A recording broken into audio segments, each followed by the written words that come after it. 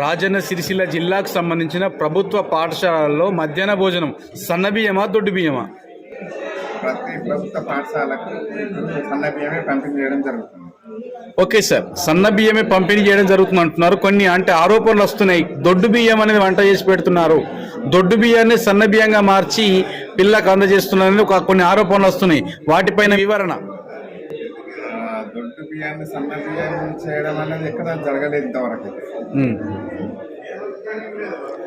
దొడ్డు బియ్యాన్ని పెడుతున్నారని ఆరోపణలు వస్తున్నాయి, అవి నిజమైతే వాటిపై మీ చర్యలు తీసుకుంటాం. వాటిపై ఎందుకంటే అది ఆ బియ్యం అనేది సివిల్ సప్లై నుంచి వస్తాయి కాబట్టి వాటి ద్వారా వివరణ తెలుసుకుంటాం. అదే సార్, ఇప్పుడు రాజన్న సిరిసిల్ల జిల్లా అంటే జిల్లా పరిధి మీది కాబట్టి మీరు ఎందుకంటే సూపరింటెండెంట్ అంటే విద్యాశాఖ అధికారి సూపరింటెండెంట్ కాబట్టి ప్రత్యేకంగా మీరు తెలియజేసిన అవసరం ఉంది ప్రజలకు కూడా. దొడ్డు బియ్యం అనేది కొన్ని ఆరోపణలు వస్తున్నాయి, అది దొడ్డు బియ్యంగా నిజంగా అంటే దొడ్డు బియ్యం వస్తున్నట్టుగా ఎలాంటి పాఠశాల నుంచి అయితే మాకు ఫిర్యాదు ఇంతవరకు అయితే రాలేదు. ఒకవేళ వచ్చినట్టయితే చర్యలు తీసుకుంటాం.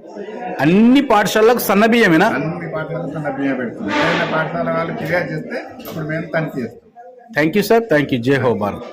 భూపతి, సూపరింటెండెంట్, జిల్లా విద్యార్థి కార్యాలయం, రాజన్న.